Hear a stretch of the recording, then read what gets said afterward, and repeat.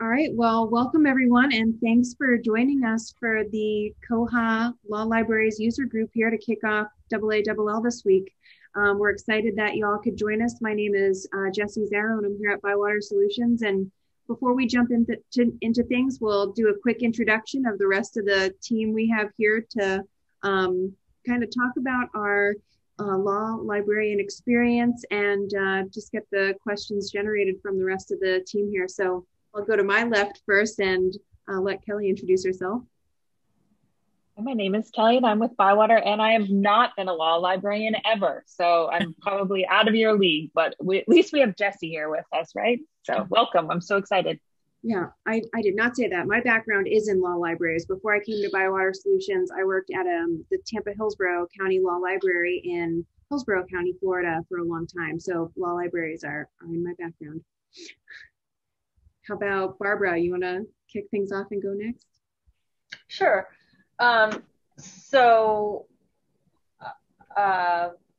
We're introducing ourselves and then telling. Okay. So Barbara Engstrom, Executive Director of the King County Law Library. And we've been on Koha with ByWater for, I think, about 3 or 4 years now. And we're super happy with the experience.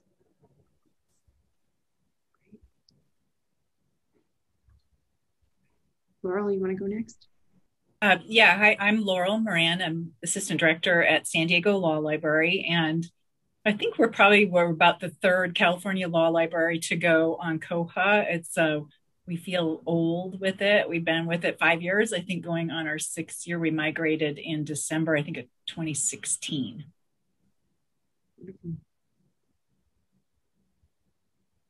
I'm Karen Westwood. I'm the director of the Hennepin County Law Library in Minneapolis, Minnesota. And Laurel and Barbara are the ones who got me all excited about Koha. We went live in November of 2019 and had just gotten all of our serials check-in information recorded, and then the pandemic hit. So I feel like it's just continually figuring out what's going on in all aspects of our lives, including, Koha. So I can introduce myself. I know it came a smidge late. My name is Keely Ward, and I work at Holland and Knight as a research manager. I'm based out of our Chicago office, and we've been on Koha for, I think, at least 4, maybe going on 5 years. And it's just been wonderful. We were looking for a solution that was not just something that we would like and or need now, but for the next 10 years. Yeah. ILSs can be have some pain points, and we wanted to really find somewhere that would allow us to grow and move with whatever changes happen in the law librarian space, because as I think a lot of us know, it changes, and we're definitely catching up as well as being progressive. So Koha has been just an amazing fit from that perspective. Awesome. Well, thank you so much. So for all of our listeners out there, we thought maybe we could have you use the chat box to just go in and you can put your name in, identify which law library you're with. If you're a current Koha user, let us know how long you've been using Koha, or if you're interested in learning more about Koha, you can throw that in the chat box too. So for today's agenda, we have put together just a little quick presentation about what we do at ByWater Solutions and how we work with our partners, including the Koha community. Because a lot of times, if you're brand new to Koha, learning about an open source community compared to a proprietary system is a very different and rewarding experience. And then we have some questions that we thought we would just kind of, kick off. We could ask our panelists here, and then of course have time to have questions come from any of our attendees that you'd like to ask, whether it's about a migration process, if you're thinking about moving, or maybe current workflows that you have in your library that you're using with Koha, talking about serials, maybe the use of prediction patterns that have come with the MANA database. We have to give a quick shout out to Chris from San Diego County Law Library. He just sent us a little message and he helped us get that started when the introduction of that came in. So, we're really excited to see everybody here, and we can see as the chats are coming in, one person from St. Louis, not using Koha yet, but excited to learn more. Great, we're excited to hear. Yay.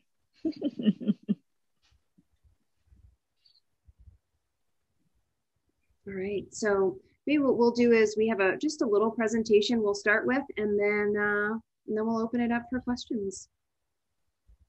Hey, another person. Oh, California, Tulare County.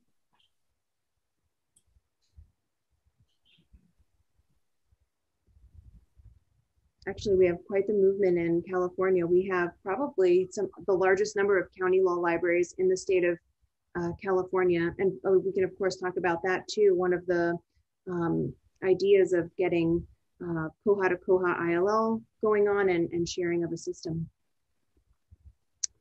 All right, so for those of you that are new to Koha and ByWater, we just have we'll talk a little bit about you know, how we work with open source communities and Koha itself. So ByWater Solutions has been around since 2009. We started by providing support for Koha, which is an open source ILS that was developed in 2000 and open to anyone who is willing to download and use it. We also provide support for a few other open source products like Aspen Discovery, Laurel, Folio, and LibKey. Our mission and values here at ByWater Solutions are really to work directly with libraries, making sure that they feel empowered when they're using their system, and giving them really true ownership to their data. You know, when you migrate from a legacy ILS and coming over to Koha, our data migration specialists work directly with you to make sure that, you know, everything that you want from your system is moving over to Koha in a fashion that you can easily allow your partners and patrons to find that information. We started back in 2009, and you know, over the past 11 years, we have worked with all types of libraries, including consortiums, introducing several other open source products that we provide support for, and to today, supporting over 2,500 libraries worldwide. And that really ranges from everything from public and academic to law libraries, music libraries, theological libraries, and everything in between. So really a diverse group, and working together with user groups like this one, like the law libraries, academic and public, it really helps the Koha community grow. The information that you'll share with us today and that we'll share with you always gets passed on to a team of users, because Koha is truly an ILS that was developed by librarians, and that movement keeps moving forward with enhancements and suggestions from librarians in the community. Our ByWater team has grown to 35 plus employees over the years. We have a diverse group of librarians and technology enthusiasts all over the United States, from the East Coast all the way over to the West Coast and in between. We all work remotely, so whether it's answering a question about how to run a report, or setting up a new subscription in the serials module, or making sure that your budget matches the exact amount in the acquisitions module, you'll be connected to one of our specialists here at ByWater Solutions. We support today over 2,500 librarians, and after this we'll show you, we have a map on our website where you can see all the different libraries, and specifically law libraries, whether it's county or state or Supreme Court, or even some academic law libraries that we support, including law firms and special libraries throughout the US. Part of the services that we provide are the migration of your data, hosting of your Koha system, and then of course the education. So getting staff comfortable with how the Koha system works, which includes a test system of your patrons and your data. So during that migration process, when our educators are working with you, you'll have that hands-on experience in the Koha system, so you can really get comfortable with it. We provide ongoing support for the system, which includes 2 major releases a year for the Koha system. We also have a development team here that works directly with the Koha community, whether they are release managers or maintainers or part of the Koha documentation team, to really be involved with that entire community process. As far as the data migration goes, we work directly with your team to migrate the data over from your legacy ILS, providing that open source support. When you call, you actually get a human on the phone, or when you submit a ticket, you actually talk to, one of us, and our whole team actually participates in support. So you may call on the weekend because you experienced something, and one of us pick up, and you get to talk to an individual. As far as hosting goes, we provide hosting for your ILS. Of course, if you want to host on site, you can do that as well. As part of our hosting package, we do nightly backups, weekly, monthly, and also provide secure sites for all of our hosted partners. We take education really seriously here at ByWater Solutions. We have a full menu of videos and blog posts that we maintain and update really regularly. We have a YouTube channel that you can go to, and even some weekly videos where we talk about different ways to do things in Koha, so everyone knows about the most current release. As far as development goes, the ByWater team is very active in the Koha community, along with the other open source communities that we take a part in. Whether it's a release manager or maintainer, routinely throughout each one of those releases, you'll see our folks pop up. We work directly with our partners if they have a suggestion about something that they want to see in the Koha community. We work with them to make sure that message gets through. So along with Koha, we do support a few other products. Koha, of course, is the most used ILS in the world. And as a librarian, I think to me, it's one of the most exciting things to see, like getting to meet people in Germany and really all over. Some of the connections that, you make talking to people and see, just how they're using Koha is truly amazing. We provide support for Aspen, which is a discovery layer, which will sit on top of your ILS and allows you to pull in databases and other resources, giving you a fully functional discovery system. We also provide support for Folio, which is an open source LSP, which allows you to pull different apps together for your system. And then Coral, which we'll let Keely talk a little bit. Keely is one of our library partners who, along with Koha, uses Coral, which is an open source ERM tool, so you can manage all of your electronic resources in one place. And then LibKey. This is great for any of your public systems where you may have the opportunity to allow computer reservations. So if you have public terminals where staff can kind of manage that from the back end, and then your public patrons can come in, make reservations, have time management right on those public platforms. And then you can even allow printing and payment through one platform.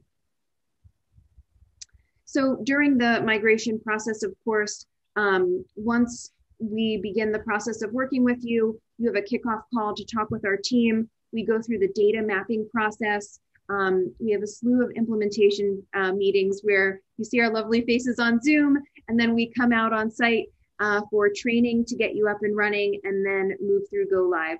That's generally about a 4 to 6 month process. Generally, I'd say for law libraries, it's probably closer to 6 because you have a lot of moving pieces as far as budgets and serials go. So it's generally about a 6 month process from that initial signing of the contract to your go live weekend. Okay, so we talked a ton about ByWater Solutions and just what we do as far as support goes. So we first wanted to kind of just do maybe a quick background from each of our members here. And Kelly and I have put kind of together just a few questions that we wanted to ask each one of our panelists and let you just give a quick introduction and background about what you do at the library. So our first question is, what should libraries interested in migrating to Koha keep in mind when you're preparing for a migration? You know, what are some things that have helped you, or maybe looking back, what you would have changed if you were getting ready to migrate today? Whoever wants to jump in first. I'll go ahead with that. We started really thinking about a new ILS in 2015, I think. And a lot of the stuff we looked at were, we knew we weren't going to have a large print collection in the future. We weren't doing a lot of ordering, and we weren't doing a lot of claiming. We wanted our users to be able to manage their own accounts very efficiently and very easily in the OPAC. And we really wanted strong service and support from our ILS provider. We really wanted to free up our IT department to work on other things besides nursing along a very old, server from our existing system. We wanted to free them from doing backups. And those are the kinds of things that we looked at. We wanted to, in the future, and I see there was one question on that, possibly move toward the dream, I think, of Mark Estes at Alameda and I, when we went on board of Koha, of having either a shared instance of Koha for California County Law Libraries, or even perhaps a shared union catalog at some point as more libraries go to it. So we set our system up to kind of be able to share if we got to that point in the future. We're not there yet. And we wanted all upgrades and enhancements without having to purchase a la carte. This, if you wanted to inventory your entire collection, you didn't have to purchase additional add-on things. So we got all of the enhancements, and those were the things we were looking at in terms of making a change and going to this system that we chose, which is Koha. Talk next. So one of the things that I wish, I guess I'll share a little bit of a story. I wish I had, and I should preface, if any private law libraries or law firms are out there, we didn't have to abide by any government standards or anything. We were just a hot mess, to be totally candid, before we joined Koha. Our ILS was, barely functioning. It was a messy process for us on our end, and ByWater really helped just like smooth everything out. But one of the things that we were really looking for was what Laurel just mentioned, is our print collection was dwindling. It still is. We are a law firm of 27 offices. Print does not make sense for us. And we very much are digital for the future. So somewhere that could be adaptable in that way. And one of the things that I wish I had spent more time on with the migration was looking at that data dump, that raw data file, because I think there's a lot we could have just not brought over. We actually spent a lot of time doing some manual cleanup because we thought things were going to be important that just weren't. I wish I had taken that time, as especially a private law library, to just do more of a refresh. And our catalog's in phenomenal shape right now, but we had a lot of junk before, and a lot of junk, and you put the junk in, the junk comes out. So I wish we had just stripped down that file quite a bit, if I could do it over again.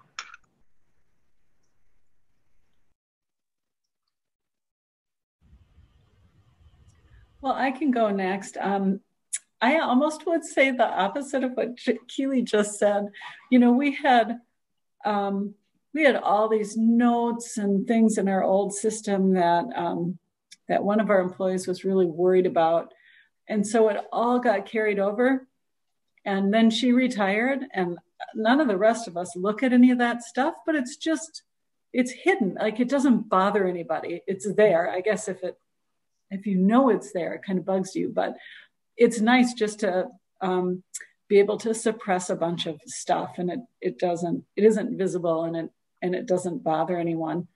We went to Koha partly through ByWater, partly as a cost-saving measure, because our prior ILS was extremely expensive, and we'd been on it since it virtually started and sort of grew up with it. And by the end, we were one of the smaller libraries on it, we think, and paid a ton of money. And then if we had a problem, it was just Byzantine to try to get help. And then we'd get charged for it. And I would think, what are we paying our annual fee for if we're going to get charged when we ask a question? So I have to speak to ByWater's customer support, because we ask a question and then we get an answer. And then I ask the same question more than once. And they're very patient with telling me what I should be doing and how to handle it. And we have had to pay for a few special coding projects, but it's super reasonable. It's a few $100s, not a few $1,000s to have something done, at least the kinds of things that we've asked for that were extra. So that, I mean, just kind of in a raw dollars and cents way, it made a lot of sense for us to make this move. And we've been really happy with the kind of response we get to our questions. And I'll echo what Karen was saying about the value of ByWater. So, and I didn't deal a lot with the nuts and bolts of the migration, because our technical services people dealt with that. But when we were looking to switch out, we had the same thing. We were on a ILS that was so expensive, and every time you wanted something, they were like, "Oh yeah, we're working on that," but nothing. They never ever spent any money on R&D. They didn't change anything ever. And so as a result, we had done tons of workarounds. Like we had access files, and we had, all these other workarounds that we were doing.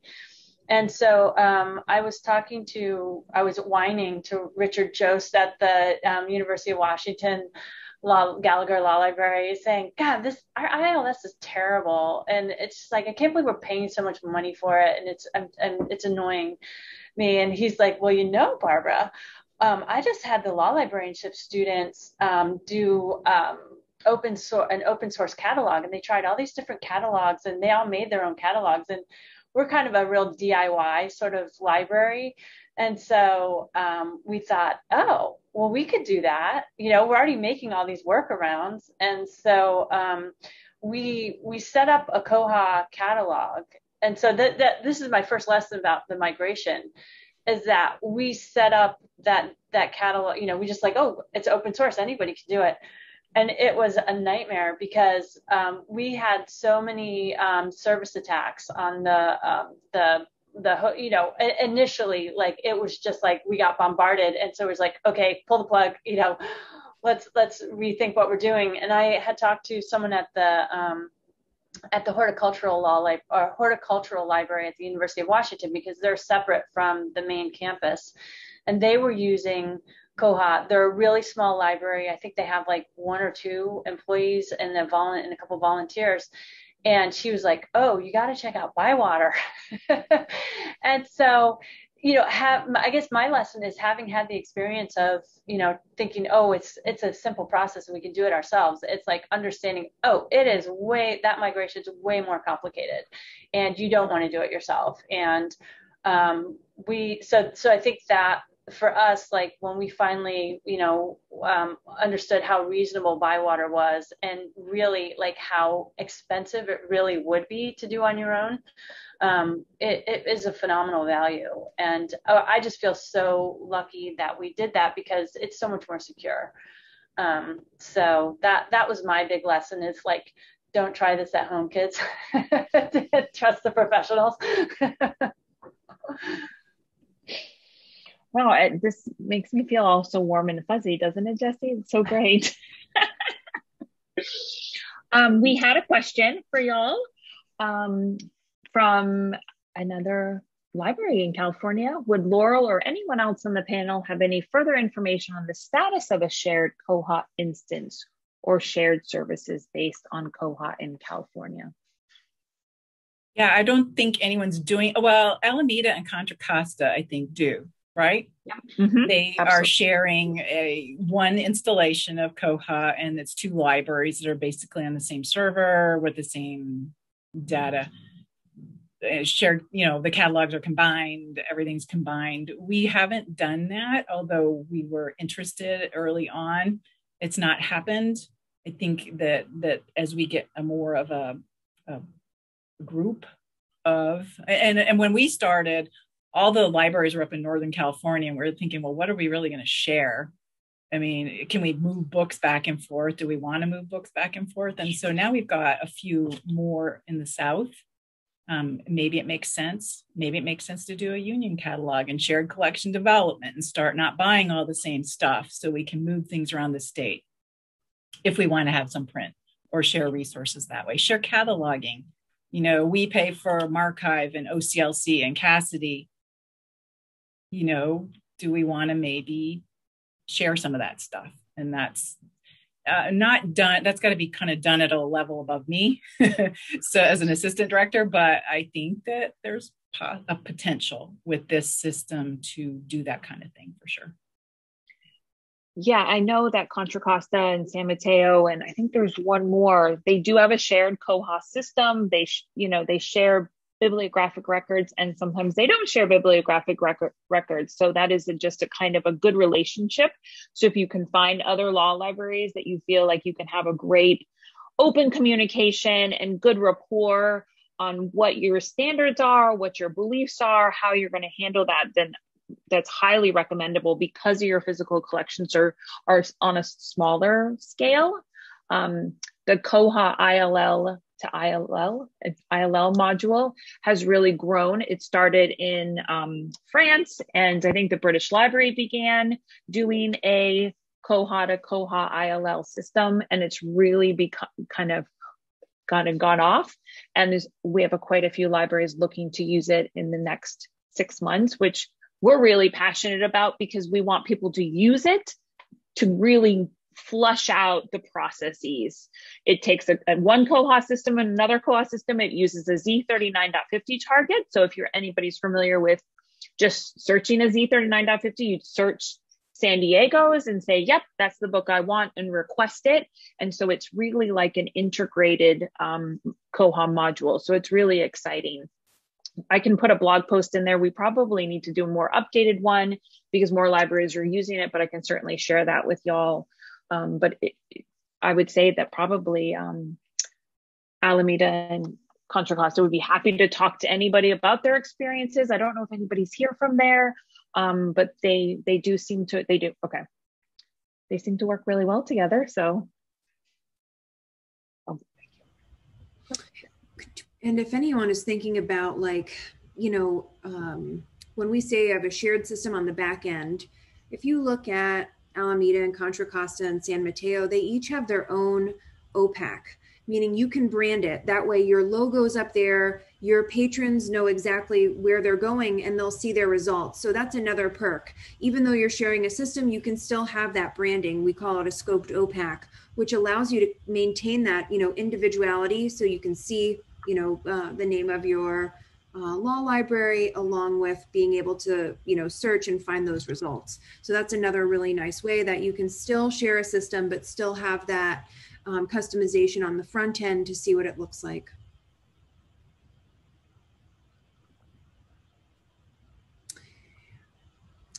We have another question that we'll ask y'all, and whoever wants to jump in first, jump in. Online resources, all of you have mentioned that, when you were thinking about migrating, like print's kind of dwindling, online resources are, kind of moving up into the law material. How has your library highlighted those availability within the, Koha OPAC itself? Like, how did you make things stand out, or, get the level of detail to your patrons to know, like, when they have to either come into the building or when they can use that remotely?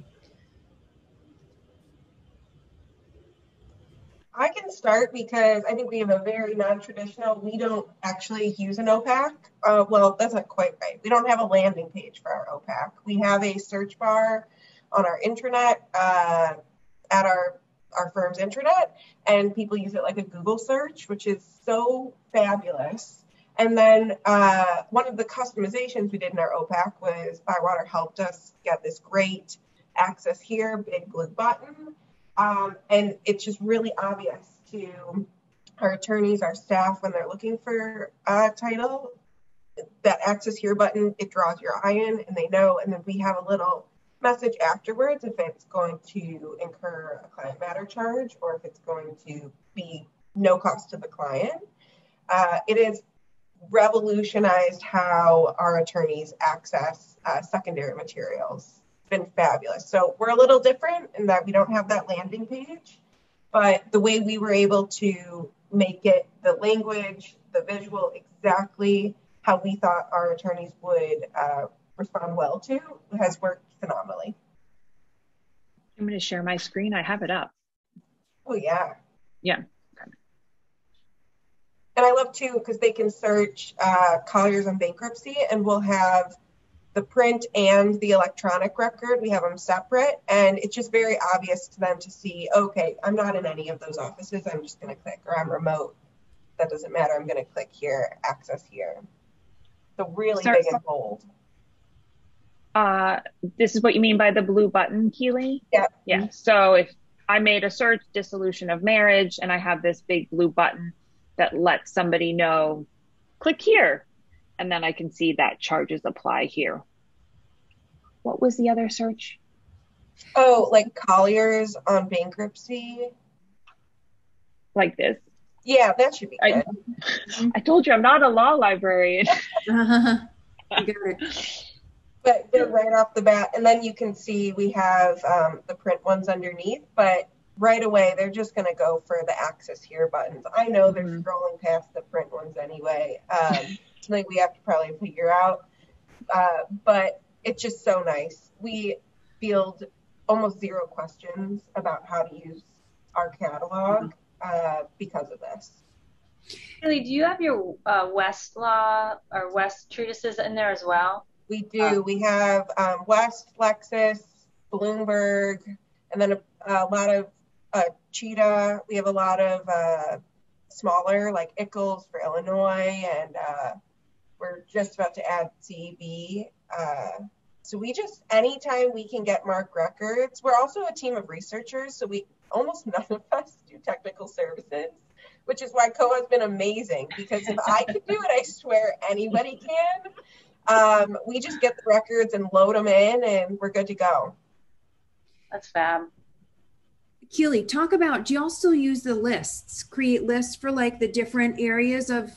Yes, we do. We're in a bit of a transition with it, but it's been great. Instead of creating LibGuides for individual practice areas in our firm setting, it just didn't make sense. So what we did is we just created lists for them. So yeah, here you can see some of them, like the labor and employment one might be good. We're updating and adjusting for our intranet, but we just add those there. And then we link this to our firm's internal labor and employment page. So it's embedded where the attorneys already go. Instead of asking them to come to our page, then go to labor and employment, then look, they're on their page already. That's their space. And we're just, we sneak ourselves in there. And it's just really easy for us. It's a few clicks and we update it on the fly, and it's just so easy. So easy. I can't say that enough. And that's great because those URLs for the lists are static, so they really can go anywhere. You can shoot them in an email, you can put them on the website, anything. Yeah, we have people bookmark them too. Oh, that's awesome.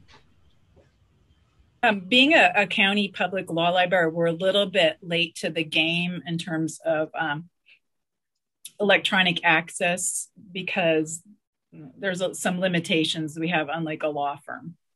So we're getting better. We're doing a lot of lists. Our National Consumer Law ebooks are all in a list, and then they have a big prominent tab, kind of like the one access here. We used, when we went live with our catalog, the Texas State Law Library has a very nice catalog, and they let us use like a lot of their buttons and things like that. All of our Hein should have an access button. Anything that's like a government document will have a public access internet resource. Sometimes they take a little while to load, so there's a caution. But there should be links that are fairly prominent red. We're doing a lot of 856 links to our easy proxy resources. NCLC is one, Hein is another. And then we also have Gale legal forms. We just started, we've been without an IT lead all year. So I'm kind of like doing it myself by the seat of my pants stuff. And I'm thinking about Overdrive and what we want to do. We have the Lexis Digital Library, and I'm just starting to reach out on that. So I don't know. I know that Texas State Law Library has done nice things with their Overdrive, and they do have the Lexis Digital Library. I'm kind of like gonna ride their coattails and probably see what they've done and go from there on that. We have it in there and it works great. Maybe I'll hit you up, Keely. That's great. Figure it out, Laurel, because we're probably coming behind you on that one too. I know we've asked Laurel for tons of help too, because she's like a year or two ahead of us. So it's like, Laurel, how did you do this? So it's great, you know, with the community that's developed just with the law librarian group, that, you know, we all kind of know who each other are and reach out, and it's been fun to connect and see what other people are doing. Just now, like, I don't think we're doing the lists, so I totally want to start doing that. So it's nothing, like Keely was saying, it's like nothing's really that hard. Like before, when we were trying to do workarounds with our other system, everything was so problematic. But this is just like somebody somewhere has done something similar at some point, and it's open source, so it's very collaborative and people want to share. So yeah. And having that Slack channel, we the whole ByWater community is on a Slack channel. So I've had to throw out things. I was just updating our OCLC ILL like linking, because my department inherited ILL, and I had to throw it out there. And there's such great catalogers out there that knew how to do it. They got to me right away. It's not necessarily ByWater you're reaching out to all the time. It's people in the community. There is an acquisitions user group for Koha that I take part in. People share workflows. People share how they, deal with certain issues. And it's just very, very nice. Super helpful. We have quite a few channels in our ByWater partner Slack group, and I wondered if we should make a law library group for y'all, and then it would be, people can, lurk in any channel anyways. We have one for food and pets and cataloging, but maybe having a law library channel would make it super fun. I would love to see more law libraries on Koha, and sort of for that reason of, there are some things we ran into at times where it was very law library specific. I think it might have been even like our our fine labels, which isn't something we're dealing with now, but just little bits. And I love that Koha is user developed and directed. So as more law libraries join, and if we have a forum to speak in and talk and collaborate, it's so empowering to know that whatever might be beneficial for our sector of the librarianship space can happen. It's not, you don't have to run it up chains of boards. It doesn't have to be profitable, which I find is a big issue with vendors. If it's not profitable for them, it's not really going to happen. If it's useful for us, with some time and direction, it's usually always possible. One thing that was really nice about ByWater is it's just a little bit of a pandemic story. They thought of things before we even thought of things. Like I'm going in trying to figure out how I'm going to extend the due dates on all the books that are out when we all of a sudden went home. And they had a tool that they put on the system, like before we even thought about it almost, that let us batch extend all those due dates on a regular basis. And so there's not only the responsiveness to questions, but they're thinking about, at least in the pandemic, thinking about things and education pieces to help us right away. It was nice. I guess that's the advantage of having a worldwide community where we're all dealing with the same thing at the same time. That was a huge community effort. I believe, I don't remember what, I'm sure Jesse remembers, but somebody put out a workflow and it was developed within weeks. It was amazing and so awesome to see the community say, we need this for libraries that are hosted or not hosted to be able to do that. So that was fantastic. If any of you are not on Slack, send us your email address and we'll send you an invite. While we were talking about that, Cal, who is our partner engagement specialist, already created a law library channel. So there is one in there now in Slack that you can join and, you know, get that conversation going. You know, as a librarian, I mentioned this before, but like, I think the community aspect of Koha and all the other open source, you know, products that we support is like the most important.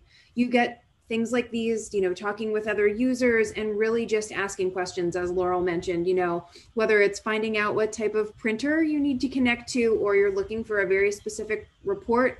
9 times out of 10, there's somebody out there that has, you know, done it before or has thought about it or wants to share that knowledge. And I could sit here and talk for the next 15 minutes just about community alone. So it's an awesome community to be a part of. There's nobody else that wants to share this much information with people about how they're doing things or what they're doing at their library. I would just add, you know, one of the things I was excited to just be part of this panel because, you know, I don't deal with the day in, day out aspects of, you know, the catalog and Koha and whatnot. But it's real, like when Laurel and Karen and I were talking about like, oh, what should we talk about? You had both mentioned various things that you're working on. And I was like, oh, that's so cool. So it's like, I feel like every day I learn something like, oh, I didn't know people were doing that. And so, you know, I was really excited to kind of attend this too, to just figure out like what's going on and you know, all this stuff Keely's doing and what Laurel and Karen are doing. It's just like, just today I've written down 3 or 4 things, you know, that we should be doing. So, and you know, like we were talking about before with those legacy systems, you just don't have that dynamic response to whatever's going on. Like suddenly nobody wants to touch a book, you know, and all of our libraries all those legacy systems are based on books. And it's kind of like, you know, how do you just turn on a dime and change how you're functioning, you know, with that sort of system? You just don't. You're dead in the water. So, yeah, it's really fun. It's just, you know, all this stuff you didn't know was possible. So I love talking to y'all.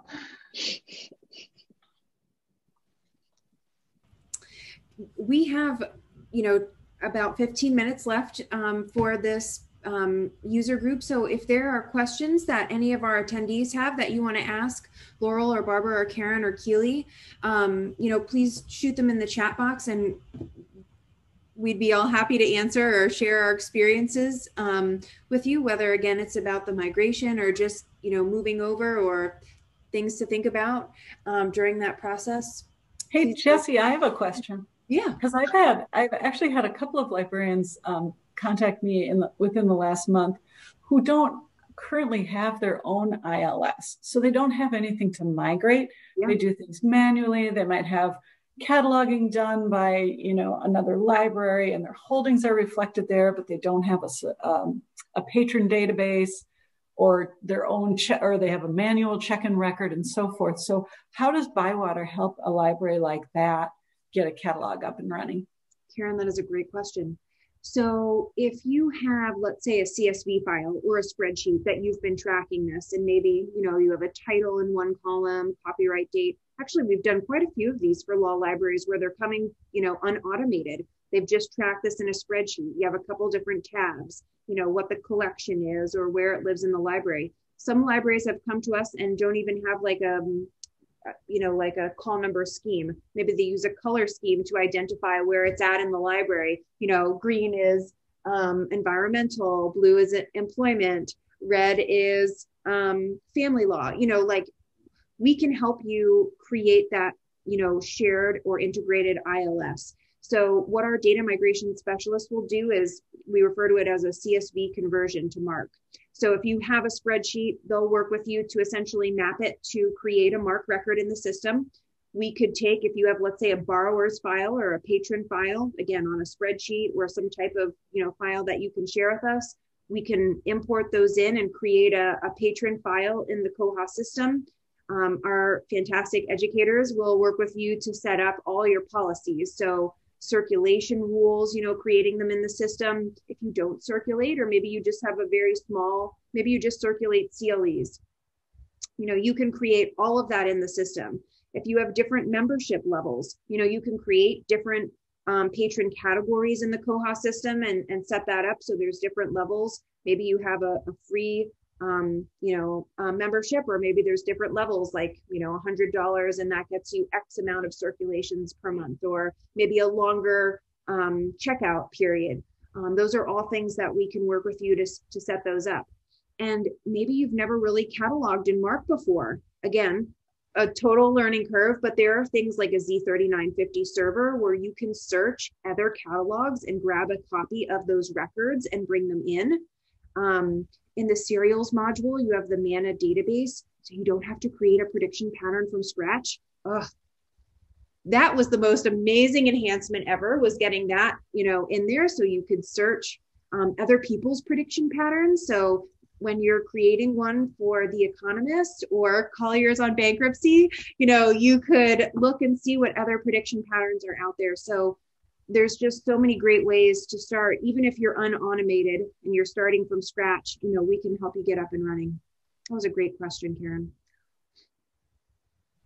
Thanks. I knew you'd have an answer. I didn't have a very good one for these folks, so thank you. We have another question, and I went a completely different route when the person wrote the question, so I apologize. Does Koha provide any hosting of videos or other related files? So I went to tutorial videos, not to hosting attached to a bib record. But yes, we can host files depending on the size and how much you're looking to use, but you do have that ability to link things to your bib records. Yep, absolutely. We love that feature.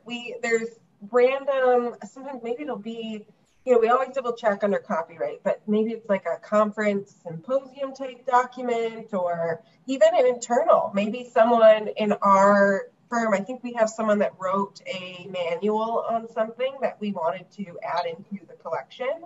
And we just use the, it's in the 8, see, I'm not a cataloger and I can still do it, but the 856 something field, and we can get it up there. It's so nice. Really, we don't have to send people other places or have a second spot to look. It's that one spot. Yay.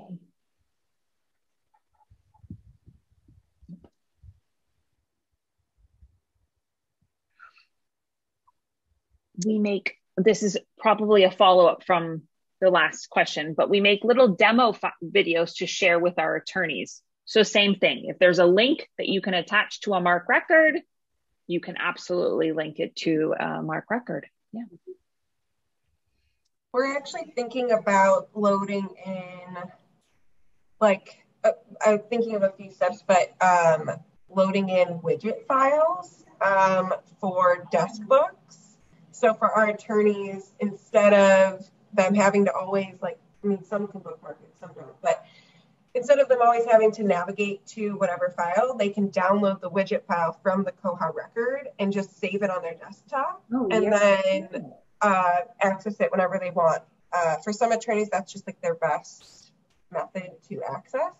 But we've tested it, and there are definitely ways we've been able to do it through Koha. We're just like figuring out our best process. But another way we were able to get creative. That's awesome. That's really good. Mm-hmm. You could also upload your own cover images. So if there's something that was written, I know we have in Hawaii, we have 2 different law groups that are using the system, the Legislative Reference Bureau and the Supreme Court Law Library. and they do a lot of like internal reports that they share, and you can take images of those. You can upload them, just like you were saying, to the MARC record, so they can link out or link them if they're hosted somewhere else. So there's all really ways that you can kind of customize the record itself and make it fit for your special circumstances. Our Northwest Legislative of the Northwest Territories has done a lot of their own cover images, or adding multiple pages as their images, because you can add multiple cover images so they can almost see the whole thing. So it's pretty fantastic. I'm trying to look at the real name, sorry. And different languages. Are they in Nunavut? No, they're not the Nunavut. They're the ones that are 12 hours from the closest city in Canada. So they're on the Northwest above Edmonton, like way up 12 hours. Crazy. I can't even imagine. Yep. Northwest. You guys go train in person? Yeah, we did not. Train. That was my question. I know. We did send somebody though to Nunavut, which is on the eastern side of Canada, which that was a trek for that person as well, I believe. Yeah. Crazy. As far as the training goes, I just want to make a plug. My staff that had been here before when they had training for our legacy ILS had said, everyone was like, oh my God, I can't believe we have to do like this long all day training or whatever, it would half a day. And then at the end of it, like, oh my God, that was so helpful. That was actually all really good information. So it was like the training in and of itself is incredibly helpful and really well done, really well. I mean, I think the whole process was pretty seamless, and we were in a bit of our contract ended for our legacy provider. And so we had to be on a bit of an expedited schedule. And even with that, I mean, everything was just fantastic. And like other people have said, like when you have a question, you're talking to a person and it gets resolved really quickly. So, yeah, I mean, if anyone dreads like having the vendor training type things like that, I don't know what the special sauce is that you guys do, but it was really, everyone came out of there saying this was so much better. There was actually like, helpful information. So if I'm remembering it correctly, because we did it more recently, we had our little practice instance of the catalog up and running, and we had kind of looked at it to see if it worked. So then when we did the training using our own records. And it was just so great, because you know how it usually is with training, they'll like pull up the Harvard Law Review and you think that's great, but I really want to know this particular title that causes me so much pain. So all through this training, our trainer had the patience of a saint. We'd just be like, well, how about pull up Minnesota statutes annotated, tell us how it works with that. And it was great. I think that is one of the things that really made the difference in the training and made it stick then, because you saw those records that you work with all the time and how you can make them work for you. It was our own patrons, it was our own mapping, it was our own stuff, and it was much more meaningful in terms of the training. And in doing 2 extractions, there was no hold, or like you couldn't do business for a certain amount of time, like you with some migrations in the past where you did a second extraction just like you did the first and you went live. So you'd broken your system already. You tried to break it during training, and we did. I think a couple of times things didn't work the way we expected, and it got all resolved. So when we went live, other than in my department having a leak in the ceiling the morning that we went live, it really was nothing with Koha. It was just the stress was from something external, for sure. We were ready to Laurel, go. I think you did the same thing we did. I think if I'm remembering this right, we had our own server for our legacy system. So we thought, well, that's great. We have our security blanket. We are just going to keep that plugged in for a while in case we need to go back. We never looked at it again, I don't think. Maybe the first month we would just check to see what did it look like there and what does it look like here. But we really didn't need to do that. We didn't. I don't think we ever looked back. And we didn't bring over any orders and serials. We had just so many things in there that were dead titles that we had never been able to clean out of our old system. So we just went fresh. And I think that was good. We never had to go look at an old order or serial that I know of, maybe once or twice. But the thing is not to do, though, is leave that old server up live like we did, because we had people trying to renew their books on the old server. And we apparently didn't get the message out that we're now live with the new system. And that was, don't do that. Don't do as we do.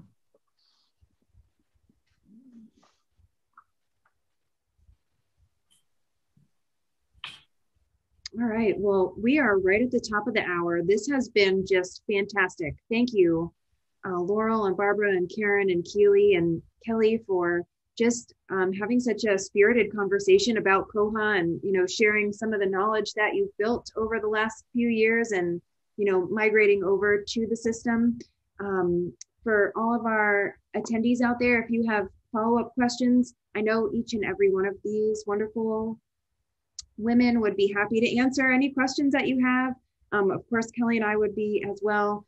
We will share a recording link to anyone who registered, and in case you have staff that weren't able to make it and they want to go back and watch, we'll share that with you. And thanks again, everyone, for joining us today. And thank you, Barbara, Laurel, Karen, and Keely for speaking. Thanks. This was great. Thank you. What a way to start a Monday. Super fun. Yeah. Have a great day, everyone. Bye. Bye.